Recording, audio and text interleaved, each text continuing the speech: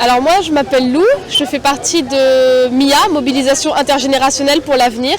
Avec quelques amis l'année dernière, 3 mois avant le 20 septembre, on a fondé ce collectif, c'était le mouvement Allons plus loin qui suivait. Et on voulait faire réagir les gens sur l'état de la planète, nous la jeunesse calédonienne, mais pas que, aussi les adultes qui nous entouraient, parce qu'aujourd'hui on est dans un état de catastrophe climatique et écologique qui fait que ce n'est pas nos enfants à nous qui vont commencer à en ressentir les changements, c'est les générations adultes d'aujourd'hui. Donc pour nous c'était très important de se mobiliser vite, donc on a organisé la mobilisation du 20 septembre devant le gouvernement qui nous a reçus, qui nous a écoutés, mais dont nos doléances n'ont pas suivi et leurs promesses non plus. Et aujourd'hui nous sommes devant l'arbre de la jeunesse qu'on a planté avec le gouvernement, qu'on a invité à descendre avec nous dans la rue pour le planter. C'était le symbole pour nous d'un monde meilleur où on pourrait faire pousser notre espoir de la jeunesse en même temps que cet arbre. C'est pour ça que c'était très important pour nous d'avoir un arbre endémique, c'est un badanier endémique à la région de Poya.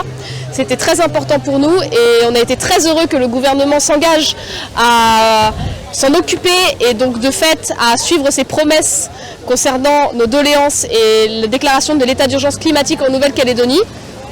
Or, il commence à mourir, personne ne s'en est occupé, il est tout sec et la phrase gravée incitant à la jeunesse et à faire avancer le monde pour nos enfants commence à s'effacer, personne n'en prend soin.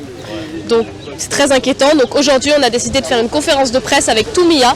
MIA qui a bien grandi parce qu'à la base on était 5 ou 6 et maintenant on est peut-être, je crois qu'on a une centaine d'adhérents à notre page, voire plus. Et là aujourd'hui on doit être une bonne cinquantaine, tous motivés et on a décidé de faire une conférence de presse pour montrer qu'il faut sauver l'arbre de la jeunesse parce que c'est pas juste un arbre, c'est tout notre avenir, c'est tous nos espoirs d'un monde meilleur qui est en train de sécher avec lui. Et on voudrait réouvrir les consciences en Calédonie, ça fait 1 an que le gouvernement nous fait tourner en rond. On espérait qu'ils nous reçoivent et après depuis les histoires de Covid on n'en a plus entendu parler. Il était censé organiser une journée pour l'environnement qui n'a jamais suivi non plus. Donc voilà pourquoi aujourd'hui on s'est réunis et on espère vraiment que le message va passer et que les choses vont avancer et que le gouvernement va enfin ouvrir les yeux pour une jeunesse calédonienne pleine d'espoir et qui rêve d'un monde meilleur et plus vert.